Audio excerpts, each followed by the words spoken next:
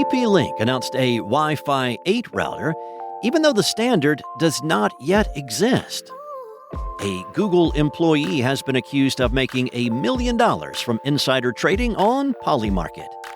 And Donkey Kong 64 is finally coming to Nintendo Switch Online next week. It's Thursday, May 28th, and here's a quick look at some of the news happening in and around tech this morning from Engadget.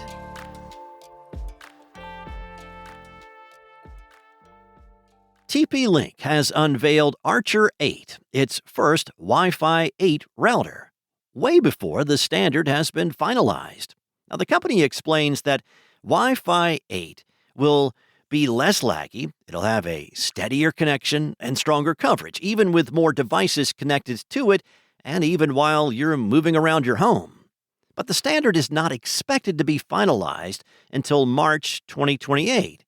And Archer 8's target release date is October of this year. Now, the company says Archer 8 was designed to address users' common frustrations, such as inconsistent speeds, congestion when there's a lot of connected devices, and lags during gaming or video calls and streaming. TP-Link compared early Wi-Fi 8 implementation against Wi-Fi 7 in simulated real-world home conditions during its tests, and it says Wi-Fi 8 is 33% better at maintaining faster and more stable speeds at longer range. Wi-Fi 8 also provides a 30% improvement for single-device connections across multiple floors, as well as a 10 to 20% improvement in multi-device environments. Now, it's unclear if and when the company will be able to sell the router in the U.S. The FCC has labeled all consumer routers manufactured outside the U.S.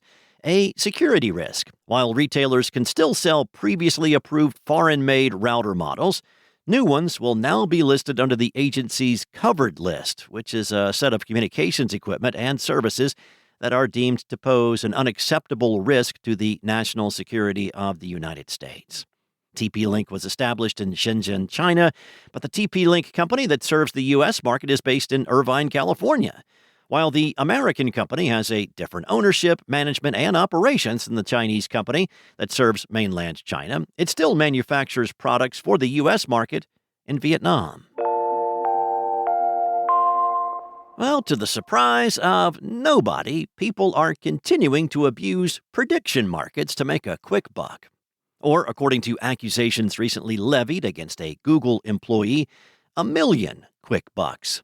Software engineer Michele Spagnuolo has been accused of using insider information from his employer to place bets on Polymarket about common Google search subjects. A federal criminal complaint has charged Spagnuolo with commodities fraud, wire fraud, and money laundering.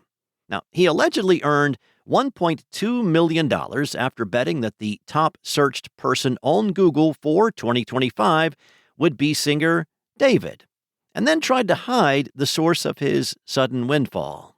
Insider trading has been making headlines with some regularity on prediction markets.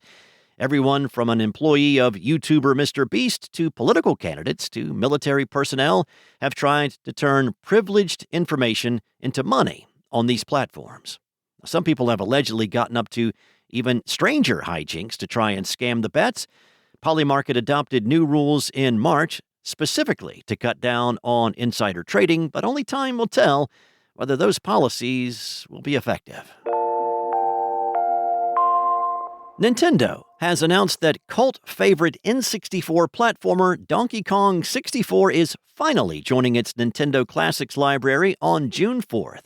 The N64 emulator was first introduced to the Nintendo Switch Online Plus Expansion Pack membership tier about 5 years ago, and Nintendo fans have been asking for Rare's 1999 Collectathon platformer ever since. Prior to last year's superb Donkey Kong Bonanza, Donkey Kong 64 was the tie-wearing gorilla's one and only 3D outing, and remains an important part of Nintendo's history, even if the game itself has always been pretty divisive.